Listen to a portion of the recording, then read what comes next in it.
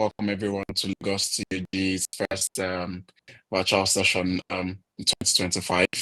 Last year we had our first physical session in the month of November, and it was really, really lovely. And then we took a break in December. And then here we are with two amazing, special guys from the Tableau Data Farm community. And we hope that if you're joining us either for the first time or you've been a recurring participant, you can just share or say hello in the chats. We have Michael in the chat, Ella and Maureen that would also be communicating with you as well. Idris, if you want to share your screen, so just walk through things.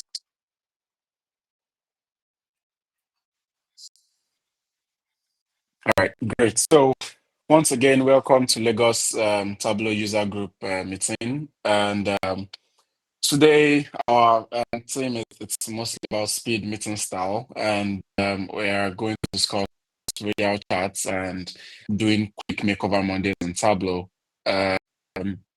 Next slide. And join us, be a part of the Tableau Data Farm Lagos and Nigeria. We are dedicated to building a supportive and inclusive community for Tableau enthusiasts in Lagos and Nigeria at large. Our mission is to connect Tableau users of all skill levels, from beginners to experts, fostering an environment where anyone can share knowledge, network, and grow their visualization skills. We are also very much committed to promoting data-driven decision making and showcasing the talent and innovation within the local Tableau community. You can scan the barcode to be a part. So, Lagos TUG leaders.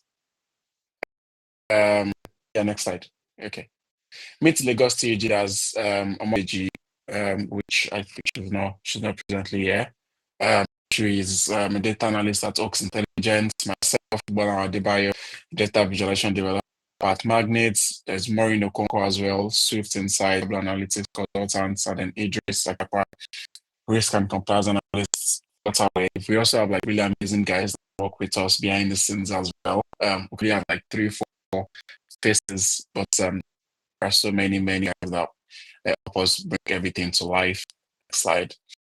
So Ken Ideji is a data analyst at Oaks Intelligence, focused on helping individuals enhance their skills and navigate the vision journey.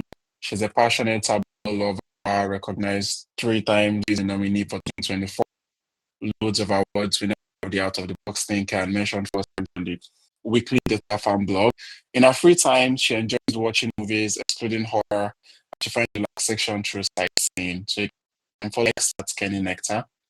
And then myself, I'm a data visualization developer at Magnets, been using Tableau for over 3 years, work and fun. So Tableau Public Ambassador, and sometimes the visits, and also Quiz of the Day nominations on Tableau Public. At Manchester City, when I'm not doing Tableau, I like to go to the gym, I like lots, and I like interesting. Yeah. And then meet Maureen. Maureen is a analytics consultant at Swift Insight. Is also most recent notable newbie winner at the Tableau conference, and also has Quiz of the Day nominations on Tableau Public. She finds fun exploring new culinary adventures and traveling. So follow Maureen on X at that Tableau girl. And then meets Idris Akilakpa, risk analyst at Flutterwave, specializing in Tableau, Power BI, and Ultrix development. He is a 3-time now, I think it's up there, it's like 3-time Tableau ambassador, 4 years of experience as a data analyst, and uses several tools to work and analyze and visualize complex data sets. He loves playing video games, I think Call of Duty especially, and loves binge watching Netflix in his free time. And follow Idris the next. So meeting ground rules: 3, majorly interact, ask questions, learn, have fun. Be sure to say hello and interact with the rest of the audience in the chat section. Like I said earlier, we have several guys in the chat section that would communicate and just say hello. Make sure you ask your questions in the Q&A section, and then the selected questions will be on live at the end of each speaker's session. And then most importantly, learn and have fun. Our meetings are recorded, and you can find them on TUG YouTube channel. So that means you can pay full attention and try to understand anything that is being passed across. Is definitely going to be recorded, and then would also send it through mail if you RSVP'd for the event. Next slide. And yes, to meet our speakers for today, we have CJ Myers, BI Director at GLL, and then we have Shangruff Raina, lead Viz Dev at Nike. Next. So to meet CJ. CJ is a visionary and ambassador who currently works as a BI Director based in London, UK. At the start of 2023, CJ was listed as part of the Data IQ on the Next Generation Initiative. Excited by the blend between sports and data. Definitely via on Twitter or LinkedIn, you must have seen Sports Viz Sunday blogs, and you must have seen these really, really dope portfolio websites. Like I always tell you, a huge fan of it. And then when he's not writing about sports, you tend to find him running marathons, right? Watching football or reading books on psychology. So you can follow CJ at _CJ Myers. And then it's Shangruff Raina, lead Viz Dev at Nike. We all love Nike for their, for their stuff, for their sports clothing and items. And been in the field of data visualization analytics 5 years. He's currently working as a lead visualization developer at Nike. He has a passion for transforming raw numbers into compelling visuals, enabling users to gain insight and make informed decisions. In his leisure time, he enjoys hiking and is an avid sneaker collector. I think one is to probably see like your collection. So it's a particular law, Jordan Hans. Cool. Follow on using around. Next slide.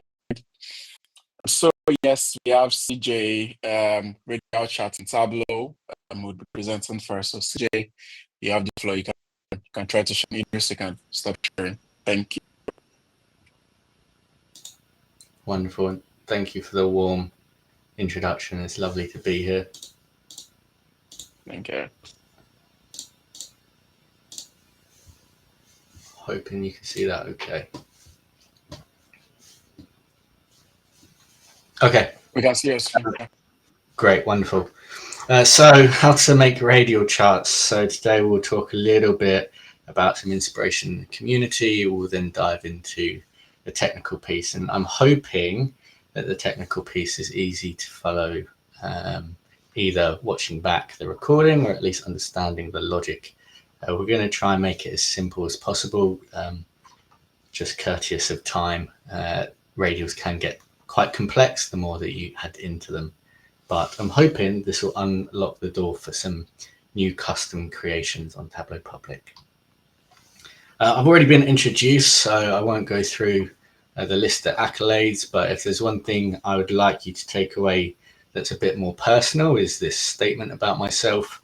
I like to try and apply this to all avenues of life, in terms of personal life, work development, career, family, etc. It's all to do around being with people and also trying to be the best version of myself. And I think that each person is unique, and that brings both that passion and joy alongside of that. So what will we look at today in terms of my half of the presentation? Well, we're going to look at 3 radial style charts from community members, not my own work, but other people's that have got Viz of the Day in the last couple of months. We'll do a technical piece on building a basic circle. That'll be our warm-up, just to start to understand some of the logic and the calculations that sit behind it and how to create these radial charts. We'll build on that logic to create a column chart. You'll see in that bottom left corner, I've got a bit of a comet style to that chart. I call that the intermediate mode. And then we'll try and build even further on that logic to build a radial barbell chart. So it'll be a fun spin on the classic barbell chart with 2 dots and a connecting line. So I haven't really gone into too much of the details as to when and why to use these charts. I will let you go away and do some of that research yourself to understand where's best practice to apply these charts. Realistically, I'm kind of giving you the ability to create those charts, and then it's more so up to you to decide when is best to implement it in terms of best practice. But you'll see down the bottom left that I've put in a few examples in terms of seasonal trends. You could do radials to do with the weather through January through till December. Radial charts, especially radar charts, are very popular in terms of player metrics in the sporting world, looking at things out of 100, as well as comparing different players' stats over different dimensions. And then, of course, when we look at either column charts or barbell charts, we can talk about change previous year versus current year, and the idea of comparing size. And then lastly, of course, there's the technical proficiency that you can gloat to your friends, that you can create cool custom charts in Tableau. I don't think we'll have time to be able to do a fifth section of radar charts, but there is a follow-up blog that I'll try and plug at the end to see how far we can get through this stuff. So on to a few examples recently of visitor days that have caught my eye that include radial style charts. This one is from Louis, and it looks at Final Fantasy, which is an online game. Louis co-leads the Games Night Viz initiative. And so you'll see on the top right hand side this chart, there is roughly 30 games split out clockwise as you navigate round. And then it's all to do with the length of time it would take to complete those games. Now that game is split into 3 different sections in terms of the core gaming, the additional components, and then the full completion of that game. And then there's small franchises within those sets of games as well. So I haven't played Final Fantasy, but I can get a clear indication using this visual that the first one peaked in terms of general gaming hours, and then the 7th and roughly the 12th. So that nice comparative view, as you go round clockwise, you can see which game as part of Final Fantasy required the most time and effort put into it. Another one that piqued my interest is what I would call maybe a radar style chart, a polar chart, some people would call it as well. So this is to do more so with polygon creating, and then also looking at radials in terms of subsegments as opposed to this whole circle. Now this is to look at the prevention of torture and the different legislation.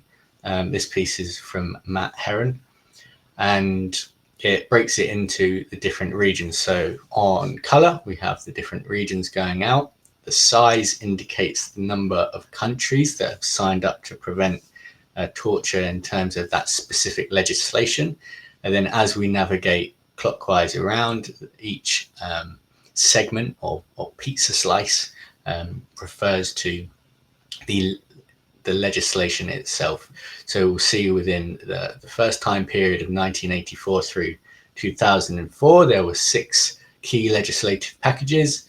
And then as we navigate to the modern day, there's now 8 legislative packages, and a whole heap more countries buy into that. And what I love about this piece from Matt is that act of comparison. You'll see that rather than use 360 degrees across the 6 legislative packages, he actually cuts out the corner piece where there was the introduction of the 2 new packages, so that you can easily compare like for like the different changes over the years in terms of those segments, and then the introduction of those 2 new legislative packages.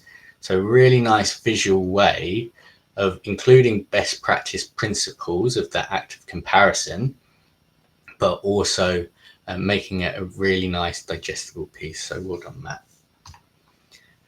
And then finally, this piece from Chris Westlake. You might say, oh, does this count as a radial chart? Well, yes, it does. Let's take it for its face value. This is a quarter of a circle, and then another quarter, and we can see that this kind of snaking pattern, almost an infinity or an 8 pattern, is realistically just radials or circles chopped up into little pieces. Now, Chris Westlake needs no introduction. He was the Iron Viz winner from last year. He's had a fantastic year. So this year in review visualization from him kind of makes sense in terms of bringing to life all the different accolades that he shared. Now, you'll see in purple, it's the visualizations over the course of the year. Each little quarter block accounts for a month. And then you'll see that he started off his year with some workout Wednesdays, a couple of presentations. He then went on holiday. This kind of, I would say, more blank section is probably accounting for what was the Tableau conference and preparation for the Iron Viz stage. But then you can see as he became world famous through winning, the huge increase in presentations in green, and then slowly finding some time for some family holiday as the months progressed, and then a huge increase again as we had a data fam here in Europe, in London, presenting off the back of some of that work. So really nice to see. The reason I put this one in is because we'll probably actually look at some of the logic behind the idea of this kind of column chart. Now, it's not varying in size, it's one number through to another constant number, but the curvature is something that we'll look at today, as well as the length in the radius. This piece is high in technicality, but it really opens the door as to the different ways that you can adapt radial style charts to become more unique. I wanted to follow up with this slide. Chris did blog about how to create it, so by all means go check that out. He's done some awesome work, and that blog will feature within that last visualization, so it's a bit of inception there. But I like this little note that before that blog went out, he said, I don't know where to start with creating something like this. And I put my foot in it by saying, once you know how to build a circle, you can build pretty much anything that's radial. And so here we are today. I now need to prove to you guys that that is actually a true statement. So wish me luck. Now, please don't drop off the call. I know maths is not the most exciting thing in the world, but I need to probably preface what we're going to do with a little bit of logic. Circles and radial charts are all to do with trigonometry, especially the cosine and sine function. So when we talk about that, let's try and talk about it a little bit more colloquial as opposed to radians, theta, cosine, sine. Let's think of ourselves as in the middle of a clock face. Now, we could have a string, and then if that string was taut, we could draw a circle perfectly with a pencil, moving round from that centerpiece. But if we think about it as a clock, that clock hand, we have cosine that would tell us how far left or right that string would be, and the sine function would tell us how far up and down we are from the end. So cosine and sine together, that logic with an angle will help us create our circular functions. There's plenty of resources online. Again, for the sake of time, we won't go into the real nitty gritty of doing like calculations to prove each of these different points. I think the main takeaways is cosine and sine used to in tandem help to create that circle.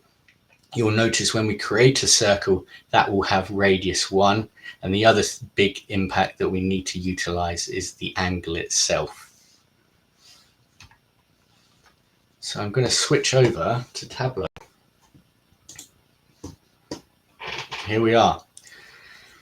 To digest this, we have 100 points. These are just a random 100 points, one through 100.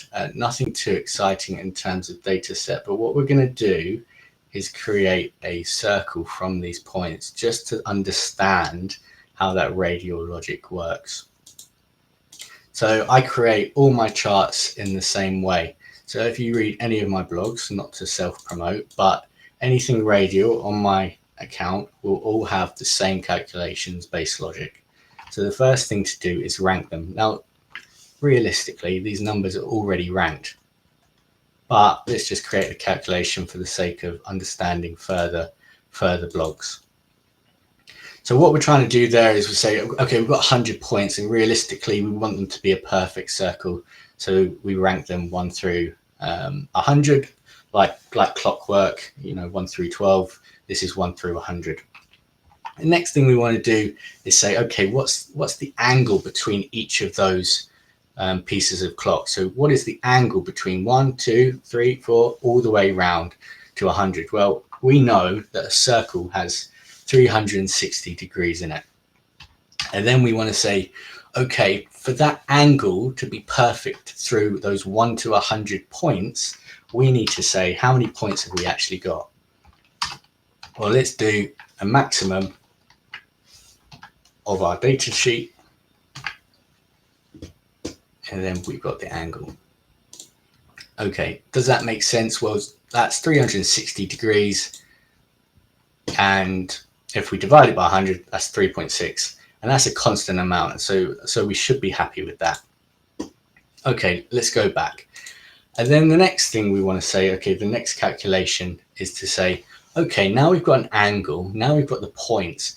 Now we actually need to place those points. So the first one will be at 0. The next one will be at 3.6. The next one will be at 2 times 3.6, 3 times 3.6, and so on again, up to that 100th point. So let's just times those two things together. We times the rank by the angle.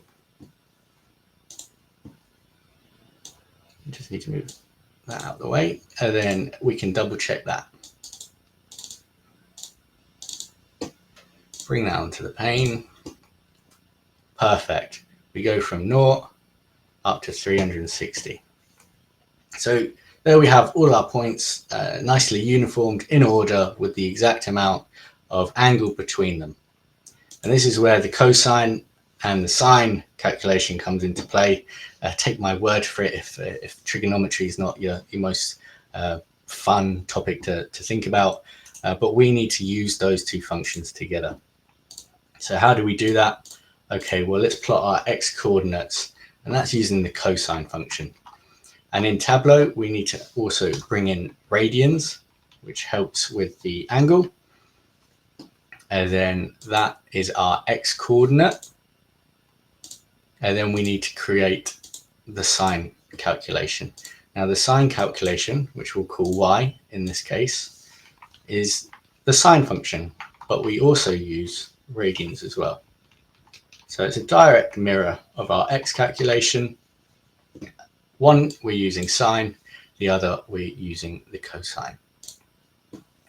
And if we plot those on a page, make them a dimension, yay, we've made a circle. It's as simple as that. And now that is the basic maths behind making a radial chart. And that was what, a couple of minutes. Of course, let's understand some of that logic. So when I was talking about that clockwork piece, we start with 1, we go round to 100.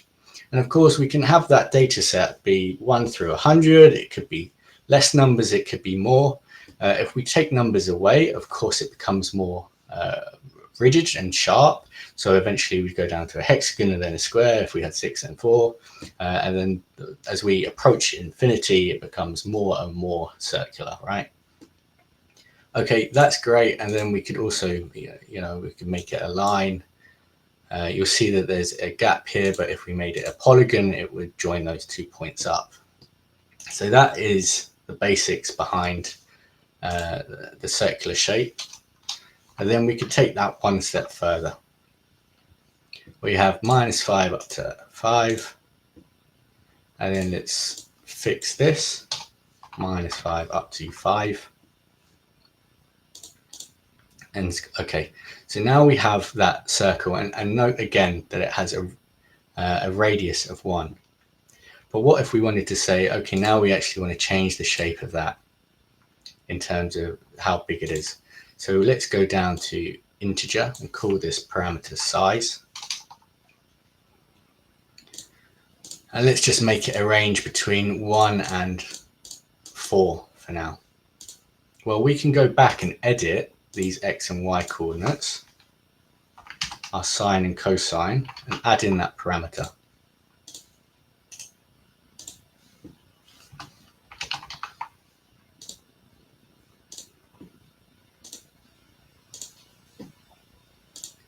See how now the circle gets bigger and smaller again. Perfect. So that's how we can start to manipulate within our charts different sizes. So think of that radar chart with the different segments. Okay, how do you actually then make a segment bigger or smaller? Well, we can start to say this is the origin. Okay, times out the x and y coordinates for a specific dimension or specific segment to be able to accommodate what the actual value is. So that's the flexibility and the logic behind that. Of course, we could start to play around with the angle, the rank, those numbers to say, oh, do I want a circle? Do I want a semicircle? You know, in Matt's piece, he had a piece missing. You could actually have a starting point of the origin before you join up all the different marks on the page. But this is the real basics behind that logic. Okay. The next one I want to talk about, just keeping an eye on time, is a column chart. So we've just made a basic circle. You know, can you do too much with that other than maybe starting to build different shapes onto it? Well, let's take another example. So here I've actually got a union data set. We have a sheet. It has 1 through 15 marks on it, as opposed to those 100. And then we've got a random value here that will be our multiplier. So if we think about a column chart, you know, it has a start and then it'll work outwards to another number. So reason I union the data in this example will be because in Tableau, when we want to create 2 separate marks, we will need something that will join those 2 things together. So in this case, it will be our table name. Let's just clear some of that. Okay. So once again, let's follow the same logic. We're speed running it this round. We create the rank. Now we already know we have those numbers in there. It is T. Then we create the angle. 360 divided by, now I'm going to cheat. So remember in the last one it was 100. This time it is 15. So I did a fixed max calculation last time. We're just going to hard code the number in because there's 15 records in it. So again, remember 360 degrees divided by 15, that creates the angle, and that's a constant number. Next thing we want to do is rank times the angle.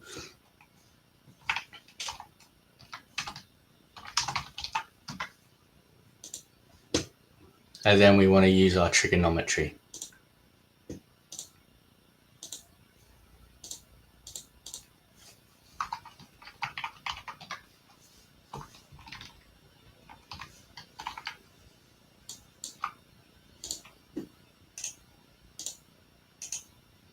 So again, remembering the logic, to make a circle, we need sine of radians of that number and cosine.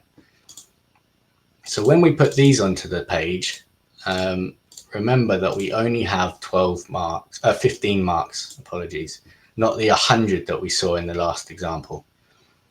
But then we want to create this as a column chart, and that's where the union in the data set comes in. So we can go back and say, okay, this was our original points, but actually when we looked at this, we want the column length to appear at the length of this number here. So let's quickly fix the axes. We can do this between -3 and 3. -3 and 3. And then let's edit these calculations.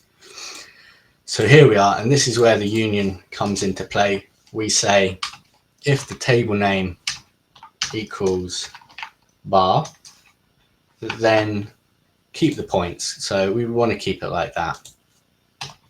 Else, let's take that number, and using the logic that we just put in with that parameter size, what we're going to do here is we're going to times it by the column length.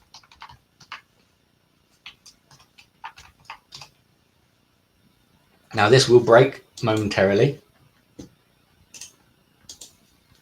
and we want to copy that exact logic for the Y. But again, for this one, cosine and the sine function together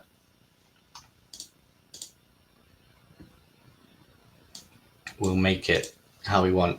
So now you can see that we have those two dots ready radially, but it doesn't look too good like that. So actually we want to say, let's make it a line, sorry. And then we want to bring in the dimension, which is T onto our detail. And you'll see that it joins those 2 points up. So this is our radial column chart. And each of these will represent the lengths that we see in this list here. You can see that it still has the logic going around. It's the first, second clockwork up to our 15th one. And that we have 2 points here based on our union of the table name. Okay, so hopefully that all made sense. And of course, we can start to do some snazzier things with this in terms of playing around in terms of the different sizes. But let's now take a look at how to build it as a map layer. So we're actually going to use the same exact logic, but now build this into a barbell chart. So if anyone's heard of map layers, it is a bit of a hacky way of creating charts with multiple overlays to them. Originally, the whole point of make point functions is to plot longitude and latitudes on a map. But in this case, we can bring them in to be able to do different layers. So let's just get back to our original place. Let's turn the map off. Drag T onto dimensions. And table name onto path. So we're back to our original chart. But then let's say, okay, actually we want to put dots at the two ends of that as well. So we can drag that layer on again. And let's pick circle this time. And then drag our dimension on, which is T in this case. And then you'll see that it's averaged those 2 points at the moment because of what's on our details card. But if I then put the table name onto details, it splits them out. And then, of course, you can start playing around with the coloring and more functionality. And of course, I could keep adding to this chart as I go on. Maybe I want to indicate a previous and a new number, add some sizing to make it into a comment chart, or things like that. For example, we could probably do another layer, and this time we could make it a polygon. Oh.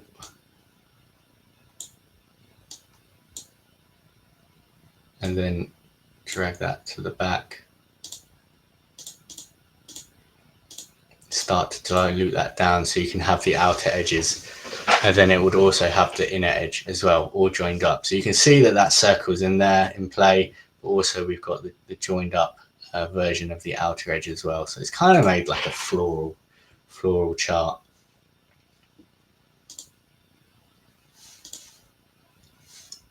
I'm hoping that was easy enough to follow.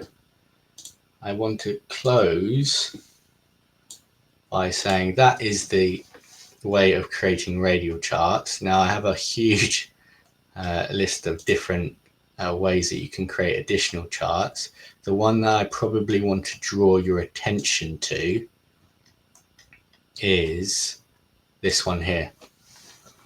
So if you kind of understood the logic behind that and want to give a chart type your own go, I would recommend starting with this blog here that I've written.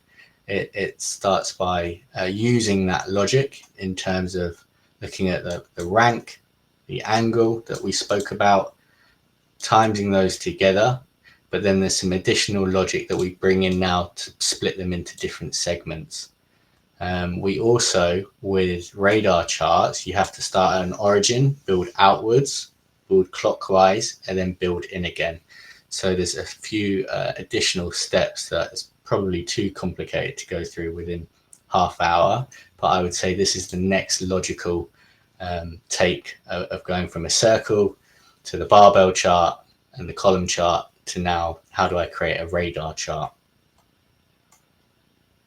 So there we have it. I'm hoping that was okay to follow. The technical pieces are quite difficult to cram in the time. But if you have any questions, please reach out to me via LinkedIn, X, or through the hosts.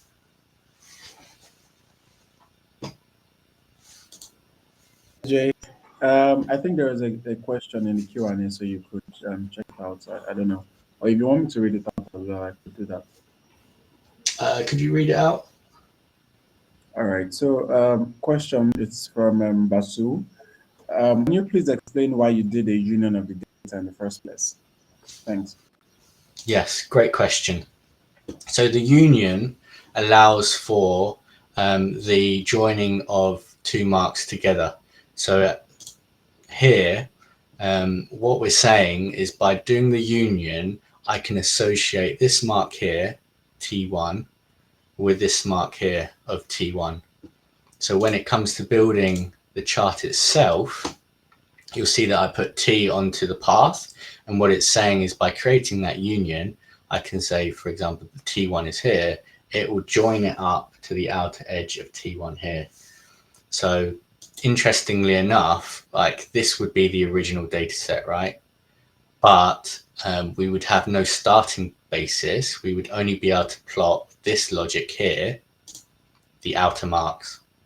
So what I do is I union them to say, then I want to join T1 to T1, but my X and Y calculation, remember a circle with cosine and sine has radius 1. Radius 1 is those inner marks here. And then when I use the calculation for the column length, our union, stacking our tables, I can then associate those 2 points together and join the line. Cool. Thank you. Yeah. Okay. So that makes sense. Thank you very much. Okay, cool. Thank you very much, CJ. I think if there are other questions, you'd find them in the Q&A section, so you could answer them from your hand. Thank you very much. That was really, really good. All right. Thanks for having me. Yeah, that's a lot of taking us back to the root of maths, All right. Yeah. So yeah, next we have Shangruff, and would take us through building Makeover Monday visualizations. I'm sure if you've seen Shangruff profile on LinkedIn or X, it's consistently building out like those visualizations, and we want to know how he's able to like make this work out to be consistent and still build out good stuff. So, Shangruff, you have the floor. Yep. Hey all, and thank you so much. And CJ, that was amazing. I've been fan of your work. I've seen that website a couple of times, and I think I mentioned in the chat it's the Bible for chord diagrams, the different variations you have. So really appreciate you sharing all the tips and trips for the radial bar charts and variations. So yeah, coming at my stuff. So 52 visits in 52 weeks. So last year I made a commitment that I would take part in each and every Makeover Monday data that gets released every week. And I was able to sail through. And I think I do have the same goal this year as well.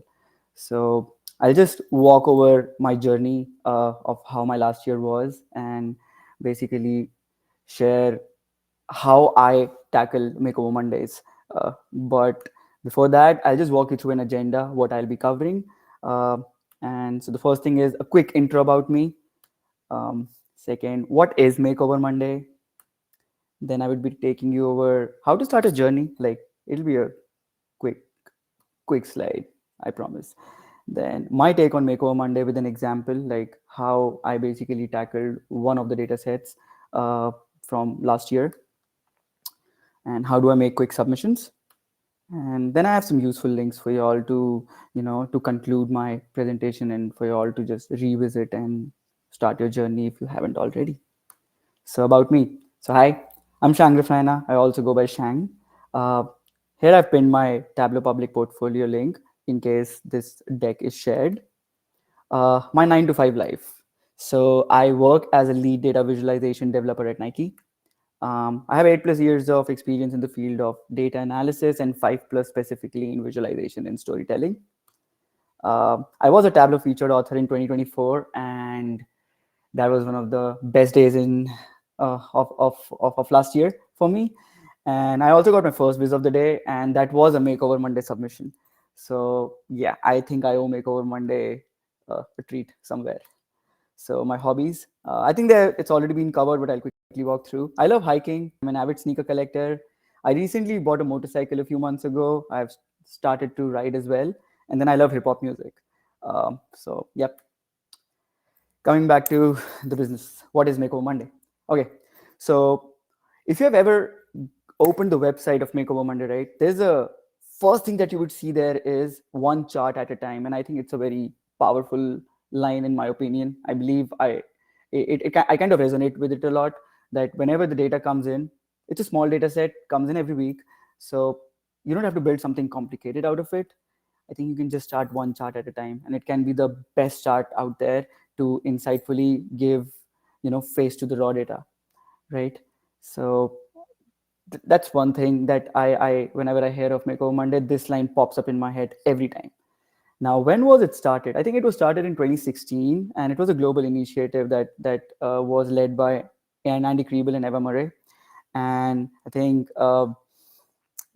since 2016, this has been there, and I think there have been change of ownerships back in time a couple of times. But it was started by Andy Kriebel, and those who are involved in the visualization community, they know who Andy is. He is a Tableau visionary and one of the starting foundation members, I would say, of the Tableau and the visualization data fam community. He's very active on LinkedIn. He has his next level Tableau program. If you really want to learn Tableau from basics and all the niche tricks, just hit him up on LinkedIn or maybe on Twitter. Then what's the goal of Makeover Monday? I believe in the data fam world, the whole point was to make the community collaborate, learn, and grow together. People make their own submissions on the data set. You can just just learn from it and also put in your contribution out there. So I believe it's a very collaborative environment, in my opinion. You usually get one data set per week, and then you make your submission, and you can see different renditions on the same data set by different other users, and which is really amazing, and it fascinates me a lot. This year's organizers are Chimdi Nosu, Irene Diomi, and Harry Bearden. So I think they were the owners last year as well, and I think they're still carrying the baton this year for Makeover Mondays as well. Now, if you go on Tableau Public and you just search in the search bar hashtag Makeover Monday or hashtag MOM, there are 10,000 plus submissions. That's a lot of inspiration out there. So please go and check it out. It's really cool. Now, how to start your journey? First of all, it's never too late. I know building your first visualization is hard. Scared of critique, scared of what people might say. What would happen? Will I get the traction? I would say just get past that. First few visualizations, it's gonna happen to everybody, every one of us. But just go for it. It's a learning journey. It's a fun journey. So don't hesitate. Just visit Makeover Monday, right? And once you visit, all you would see is this website, and again, one chart at a time, as I mentioned. And then there is plethora of data sets out there. You can literally see data sets from 2016 till 2025. And that's a very big thing if you really want to build visualizations, because finding data is so hard. People who post regularly, finding data is hard. Sometimes you have to scrape the data from the websites and whatnot. So they give you data sets readily available, so you go ham with it. Just download the data set and go whiz, right? And once you are done with this, you can just tag hash, like use a hashtag of data fam on Twitter and LinkedIn, and also tag Makeover Monday on both the platforms. And do not forget to tag the organizers as well. Fun fact, back in time, there used to be a hashtag called hashtag MMVizReview, where Andy and Eva used to actually schedule a call midweek on Wednesday, and people who had used that hashtag, they used to review their dashboards in a live session. You can just go on YouTube and find those old videos as well. It was a fun session the back in time. But yeah, I think this is how you can basically start your journey. Now, my take on Makeover Monday, when I actually got back like last year to with a goal that I want to do it every week, how did I do it? So first 2 weeks were kind of exploratory for me, but then I made certain checklists. So here goes my checklist. So I download the data set and read the source article. So on the website, let's say there is always a link to the data, and then there is always an article. So the source article gives you, what the source has as a visual, whether you can improve it, you get inspired by it or whatever. Like if you click here, this is the visual the source that was providing the data had. So what renditions can we add to it, right? So just download the data set and read the source article. Perform a quick exploratory data analysis, or EDA as you call it, at your end, just to get understand the data, the metadata, like what the columns are, what the distinct values are, that could help you to in the next step, which is how to transform the data, right? If in case it's needed, like you have to group certain fields together, or you have to maybe split certain fields into two separate columns and whatnot. Then a rapid wireframing and design flow. This I'm still learning. I'm still like with every week. It's an ongoing learning journey for me with rapid wireframing and design flow. And then build visuals, of course. And finally, check the data accuracy. Like I have to make sure like whatever I'm publishing, it's not just charts. It should also match the numbers, right? So I have to do my due diligence in the end. So yeah, this is my checklist. Now, I'm going to walk you through an example. So in 2024, I did 52 visits in 52 weeks. This is like some of my submissions from last year. So I'm going to take example of this one, which is the rise of LLMs, week 28, 2024. Now, step number 1, I downloaded the data set and read the source article. It was from the most famous website for visualization. Information is beautiful. And this was the source visual. Yeah, it was very busy, but this is an amazing visual. It was an interactive visual as well. So right off the bat, I knew I have to make it interactive, but I have to also make it readable and kind of give it my rendition to it. By readable in a way where like it's easy to see what's happening there, or maybe break this chart down into multiple charts and just link them through interactions and stuff. Then I did some quick data exploratory analysis at my end in Tableau by just ingesting the data. And my findings were, there was a column called LLM, the actual LLMs, there were 129 distinct values. That's a lot. Then there were owners, the companies that developed the LLM, there were 61 distinct values there. Then there was a date with the format of MMMMYYY, a link URL to the LLM page, and then there was a measure field which basically told how many billion parameters were used to train the LLM model, right? So these were my 5 columns up there. So it gave me an understanding what my transformation should be. So this is what I did. 61 distinct owners for the group. So what I thought was it's a lot and it might give me scroll bars. So let me just group the big guns together. So I basically did OpenAI, Microsoft, Google, Meta, and everything else went into others. So all the big guns were kind of separated out, but I put the ones with a smaller share kind of in the others, so that it's easier to make sense out of a visual, and to avoid scroll bars, of course. Now, rapid wireframing and design flow. So this was a tricky part. So first thing, what I usually do is I usually go on Tableau Public, and as I mentioned, like it's plethora of inspiration out there. So I just search random stuff and see maybe if not the same topic, the visuals that I might be thinking, right? So I start from Tableau Public, and then after getting some insights here and there, even Googling certain LLM infographics, I had some design in my head what I really wanted. So I went in Figma, kind of created a layout where I would have LLM description up top, like some wordy text, what LLMs are and what not. Then probably a chart up here, which would basically drive my interactions. And I thought maybe I'll give some toggle views up here and some, time series analysis up top. And then I wanted to bring it to life. So that's what I started it with. So the visual I wanted to be the driver of the dashboard was I used owners that I basically grouped together, and then that would be my driver. And the color here signifies the owner group, right? The second visual I thought was for the time series, where over the time, how many LLMs were released over time by the owners.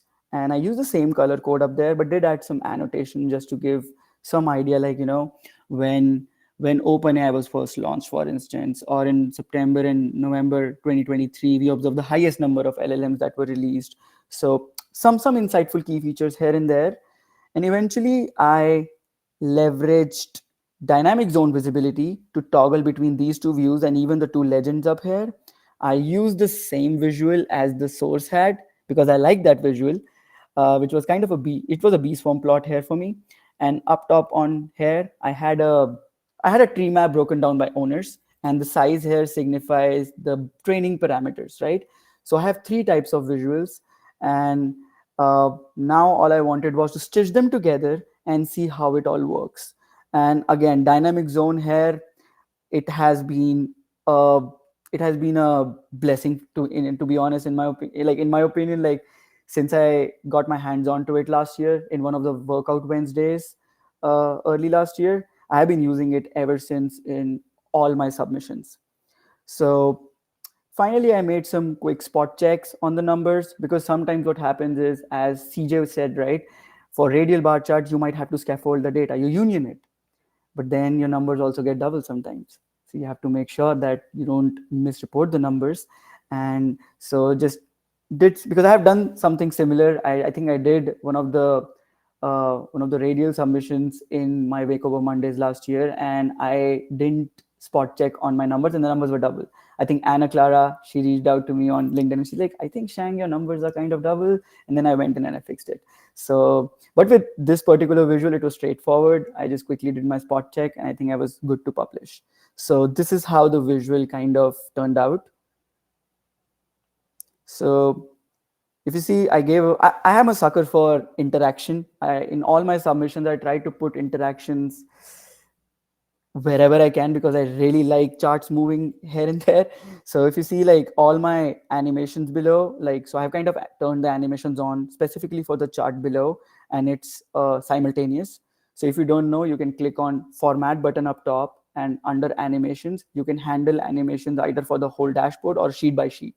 You can either do a simultaneous or all, or kind of all separated out, and you can also manage the speed, which is slow, fast, and medium. And it kind of gives that app-like feel to a dashboard. And I really like when charts move, like, I don't know, I'm a sucker for it. But yeah, this is how it turned out to be. Now, last year, I think a lot of people did reach out and ask one question to me: how do I make quick submissions, like within few hours of data being released? So yeah, I have a process around it. So let me just walk you through. So as soon as I get the data, I see the data, I usually give myself 4 to 6 hours every Sunday night. So basically my Sunday is an all-nighter, and I usually go to the office the next day without sleep, and I carry on my day just like that. So why do I give myself 4 to 6 hours, and why do I want to finish it on Sunday? So there are multiple reasons. One of them is I don't know how my work week could be, and I have to finish the challenge. That's one of the prime reasons. Second is I also have a goal, like that I want to see what I can come up with when I see a new data set right in front of me.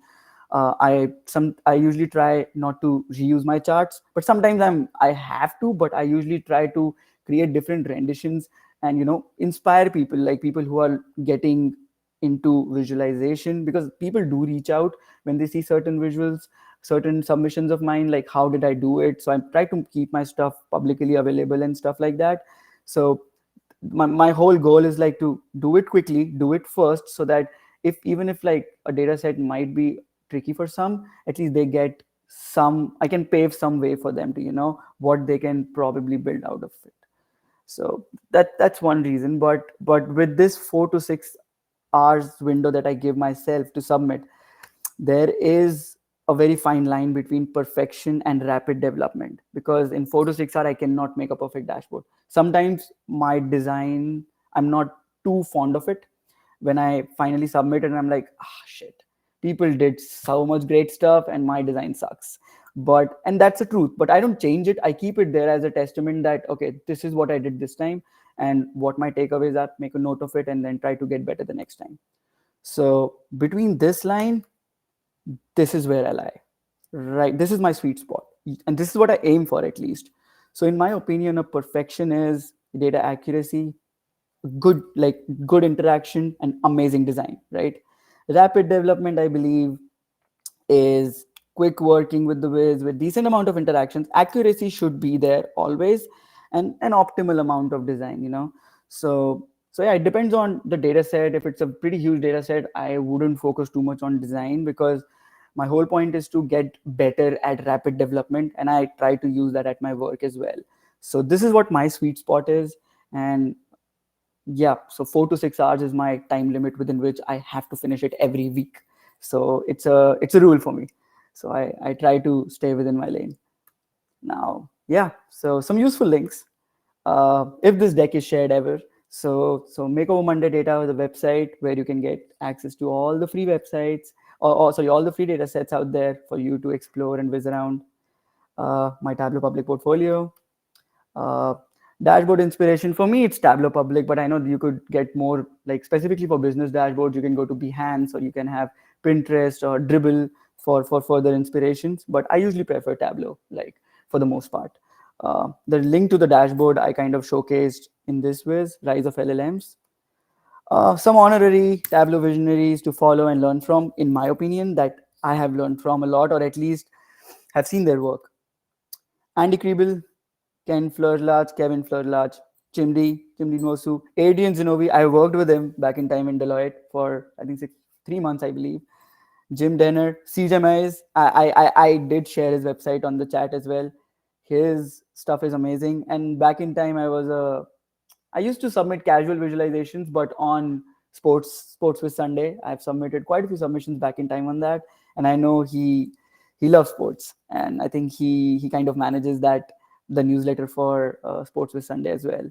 So yep. Then Sarah Bartlett, Pradeep Kumar ji, he has amazing business dashboards. Do check it out. Prasanna Prem and Samuel Parson. So yeah, that's all I had for you guys this time. And feel free to ask questions if you have any. Thank you so much, Shangruff. All you had was a lot, so that's really, really good and helpful. I think you have a question. So how can one increase the chances that views of the day, if there is any? That's the question.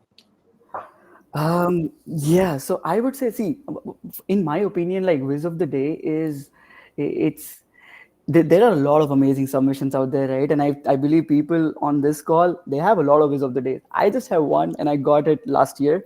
And I believe, like, build your visualizations as if you're building for a whiz of the day. I believe keep that mindset in your head always.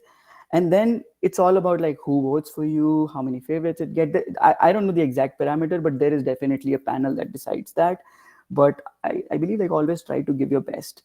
But yeah, I think best tip could be maybe try using the right data set at the right point in time. Let's say if it's Halloween, use Halloween. If it's like Super Bowl is happening, use the Super Bowl data set, build something out of it. Champions League, build something on it. So maybe topics do matter. Like yesterday Iron Wiz visualization became a whiz of the day. because now we are having Iron Wiz competition is right about the corners. You might see a lot of Iron Wiz of the days. So yeah, but yeah, I mean, dude, I do keep that as a goal every time. And I was really happy when I got my first one. I mean, it's my only one for now, and I was ecstatic that day. I won't lie.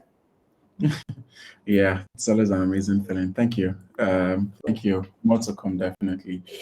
If there are any other questions, please just pop them in the chat, and Shangruff and CJ will try to answer. Thank you very much once again, Shangruff. Just if you want to share your screen, so I just walk through the rest of the slides that we had.